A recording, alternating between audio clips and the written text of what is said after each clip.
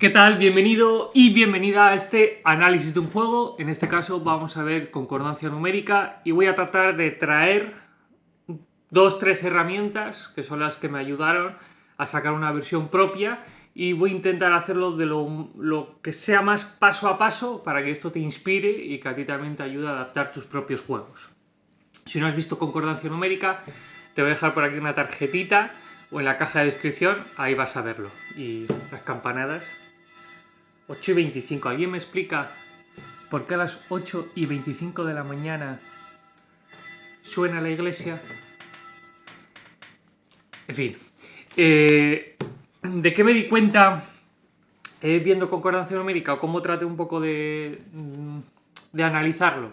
Bueno, hay un total de 5 elecciones, ¿no? Por un lado está la elección del paquete en el que el espectador dice alto y si saca un número de cartas, que en este caso pues coinciden que son 10. Y luego hay 4 elecciones en el cual el espectador toca, dice alto, selecciona, es decir, de alguna forma determina un punto o una carta, la cual se extrae y se deja cara abajo sobre la mesa. Por lo tanto, hay como 2 grupos de elecciones. Una que se compone por una elección simplemente, que es este grupo, y luego hay otra fase, otro grupo de elecciones que son 4 cartas elegidas. Entonces, pensando en esto, me vinieron un par de conceptos a la mente, ¿no? Por un lado, el hecho de la uniformidad de las acciones, es decir, que en el caso de elegir 4 cartas sean elegidas de la misma manera. Y luego, por otro lado, esa teoría que tiene Juan Tamarí sobre las pistas falsas, ¿no? Es decir, que cada más de alguna forma se complementa a esa uniformidad de las acciones, es decir, que cuantas más fases tenga un juego, pues más habría que variar el método, pero siempre respetando esa vida externa para que el espectador sepa cuáles son, digamos, las leyes, ¿no?, del juego, es decir, que cada vez que repita una fase no tenga que reaprender de nuevo, pues oye, si la carta va a subir, que suba, ¿no? Esto lo decía mucho Gaby con la ambiciosa y creo que es el ejemplo que mejor se entiende, que es que si yo tengo aquí un 7 de diamantes y lo pierdo por arriba, pues que la siguiente fase, independientemente cuál sea, se repita exactamente lo mismo, es decir, que yo pongo por ahí el 7 de diamantes y suba, ¿no? No que de repente, pues aquí igual le meta un corte, haga esto, te lo muestre aquí, ahora lo enchufe por aquí, ahora el espectador y de repente esté arriba, ¿no? Es decir, esto lo explicaba él muy bien y yo creo que es una forma muy gráfica de entenderlo, ¿no? Y teniendo esto en mente, lo digamos dibujado en un esquema que a mí me gustó mucho, se lo vi a Miguel Ángel Gea, que es una especie de muralla concéntrica, una muralla, no, son varias murallas concéntricas que preservan el secreto, ¿no? Lo he dibujado así, lo verás por aquí con paint horroroso, ¿no? Pero se entiende. Entonces el secreto en este caso es la estrella. Digamos que cada una de las murallas concéntricas serían cada una de las fases, esa uniformidad de las acciones son todas iguales, ¿no? Más pequeñas o más grandes, pero digamos en su forma, en su morfología son todas iguales.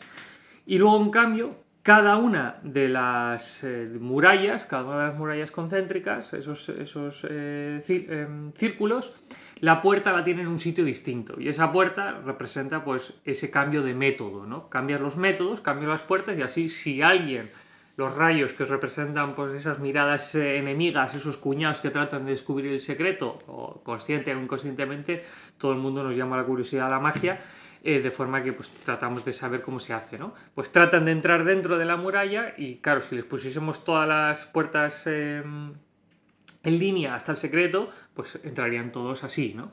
Directitos. En cambio, si cada puerta la colocas en un sitio distinto, pues tienen que hacer más vuelta y eso complica mucho más el llegar al secreto, ¿no? Y esta idea, esta forma gráfica de verlo así, yo se lo vi por primera vez a Miguel Ángel Gea, no sé si es suyo o no, pero me parece algo muy visual y es una forma muy fácil de entender en qué consiste este planteamiento, ¿no? A la hora de construir un juego. Entonces, la otra cosa que me resultó muy inspirativa, muy inspiradora, muy... como carajo se diga, fue verle a Ricardo Rodríguez, En todas partes y ninguna, que también te lo voy a dejar por ahí relacionado si lo quieres ver, porque el grado de libertad que le da al espectador es brutal, ¿no? Entonces yo quería conseguir algo así, pero con, digamos, con con una baraja ordinaria, ¿no? Es decir, no quería, porque ya más tarde en los juegos siguientes que hago yo, pues la baraja sí que está más pringadita, entonces quería conseguir un grado de libertad similar y eso me motivó mucho, ¿no? Verle a Ricardo Rodríguez hacer esa versión, y tiene un detalle muy sutil que seguramente a la gran mayoría se nos ha pasado por alto y que te lo he traído y te lo he transcrito tal cual, porque al final él, por la construcción de la rutina, se permite el lujo de poder decirle a un espectador si quiere cambiar la carta, ¿no? Pero fijaros qué interesante, porque da la sensación de que todo el mundo podría cambiar la baraja, o sea, cambiar la carta. Sin embargo, esa elección se reduce solo a uno, al último, pero la sensación de libertad se traslada al resto, ¿no? Y eso me pareció sublime, es un gran ejemplo de cómo la subliminalidad está ahí en esencia, ¿no? Te lo voy a leer tal cual para que lo veas. Esto viene tal cual escrito del vídeo de YouTube, ¿eh?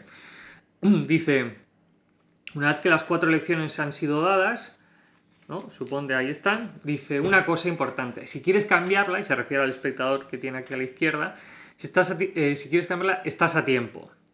No, te lo digo porque si alguien de verdad quiere cambiar su carta, es el momento. Es el momento. Y ahora se refiere a todos. Y ahora vuelve a decir a él, dice: tienes que sentir tu libertad. Y te lo digo porque es muy probable que dentro de un momentito digas: joder, ¿y si hubiese cambiado? ¿Qué hubiese sucedido? Bueno, este es el momento en el que puedes despejar esa duda. Si quieres hacerlo, ya se le queda así mirando y al final en el vídeo el espectador le cambia, ¿no?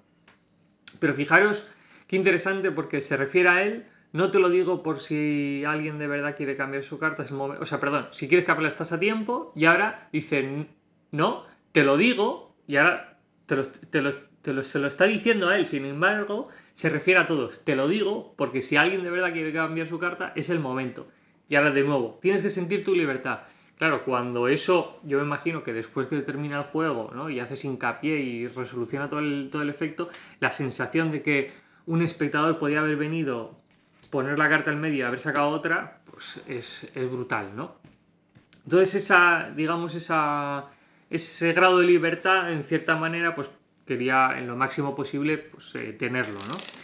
Y luego la otra imagen que me vino a la mente fue la idea de ir echando cartas sobre la mesa y que estas cartas se descarten, ¿no? Que alguien diga alto, se descarte, y voy echando cartas, alguien dice alto, se descarta y yo voy quedándome las cartas donde el espectador dice alto, ¿no? Esta imagen quería también como que fuese un poco la que diese forma a todo el juego, y que además me posibilitaba ya tener una excusa, digamos, para tener una uniformidad de las acciones, es decir, que todas las formas de dar a elegir una carta fuesen así. Entonces, una vez que ya tienes esto en mente, tienes, digamos, el planteamiento, no sé si decir como teórico, a nivel de construcción del juego, lo tienes más o menos claro, ahora lo único que tienes que hacer es ir a tu caja de herramientas, es decir, a la zona de las técnicas, y decir, vale, ¿qué técnicas me posibilitan tener pues esta imagen del juego, esta imagen de ir echando cartas? Bueno, pues ¿qué técnicas tenemos? Pues tenemos esta técnica, ¿no?, el forzaje este de caps, tenemos la posibilidad de hacer las dadas, pero el problema que se me planteó fue en la última, porque la última, tal y como yo lo tenía en la baraja, era un rollo, porque o bien tenía que repetir un método o bien tenía que... Y entonces aquí lo solucioné por la construcción. Dije, bueno, pues ¿qué otra forma yo tendría quizá de conseguir mostrar una de estas cartas y que fuese la que a mí me interesa? Pues quizá a través de un posible cambio, ¿no? Pero claro, ¿cómo puedo cambiar ahí?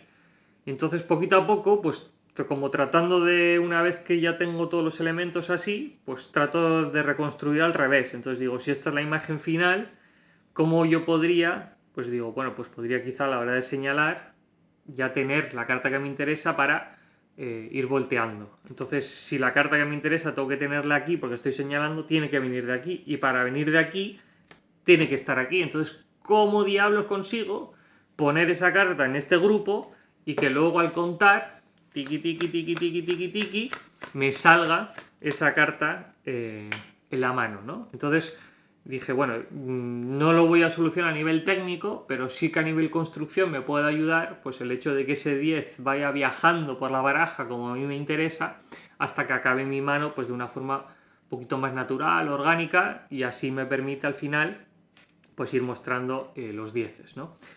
Yo esto lo hacía, y la Cucamoning, como diría mi amigo Juan José, lo hacía en la última. Sin embargo, hablando con Pedro Bryce, pues me dio la excelente idea de poder meter esta carta aquí en medio, es decir, que fuesen como 3 elecciones, y así como que a última hora se me ocurre que, oye, quizás se puede hacer una última elección, y entonces ya le doy la baraja al espectador y el resto de la baraja ya está libre. Es decir, una vez que yo he llegado a este punto, esta baraja ya está libre de todo, y yo al espectador le puedo decir que mezcle, que vaya echando cartas y que de verdad se pare cuando quiera. Y una vez que se ha parado, perdón, bueno, echaría así boca abajo, una vez que se ha parado yo le puedo decir, ¿quieres más? ¿Quieres menos?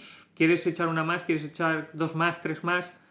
Y tiene absolutamente libertad total, ¿no? Entonces eso es lo que yo buscaba viendo esa versión de Ricardo y trasladarlo a esto, ¿no? Es decir, que realmente pudiese detenerse donde quisiese y dejar la carta, ¿no? Y la idea excelente de Pedro Bryce aquí viene, es el hecho de como esta carta pues tiene una libertad total, pues digamos que lo que me propuso es que se disipe un poco dónde queda esta carta, ¿no? Es decir, como que queda así, como que es algo espontáneo que se decide en el momento, decir, bueno, pues en vez de hacerlo con 3 hoy lo vamos a hacer con 4, vente por aquí y lo dejamos por aquí, ¿no? Y entonces esto pues tiene un doble objetivo, dejar esa última carta aquí. Por un lado, no acabar en falso en la revelación de los 10, porque aquí vendríamos, una vez que se ha hecho esta baraja no importa, se cuentan aquí las cartas, hay 10, entonces se vendría aquí, aquí se hace la Cucamoning y aquí se revela el último 10 y por lo tanto no acabas en falso,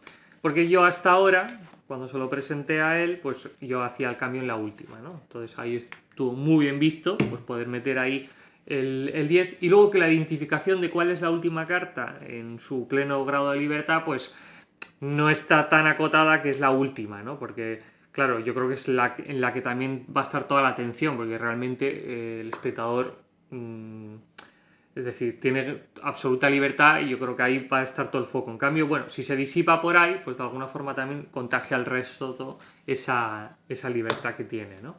Y ese es un poco... es un ejercicio difícil el tratar de reconstruir el pensamiento que muchas veces se tiene de forma pues, automático o sin tener un planteamiento, digamos, muy racional de cómo se saca una versión. Pues el ejercicio era que traerte, digamos, una serie de herramientas, una serie de pasos, paso a paso, de cómo llega esta versión, por si a ti te ayuda, te estimula, te inspira para sacar las tuyas o reflexionar sobre algún juego en concreto que piensas que le falta algo, pues cómo es el proceso, al menos que yo tengo un poco creativo, por decirlo así, de llegar a esas versiones. Entonces, espero que te haya gustado. Te recomiendo que te suscribas a la newsletter en www.eduardokofman.com porque cada semana comparto el contenido no revelado del canal. Así que te veo dentro. ¡Chao!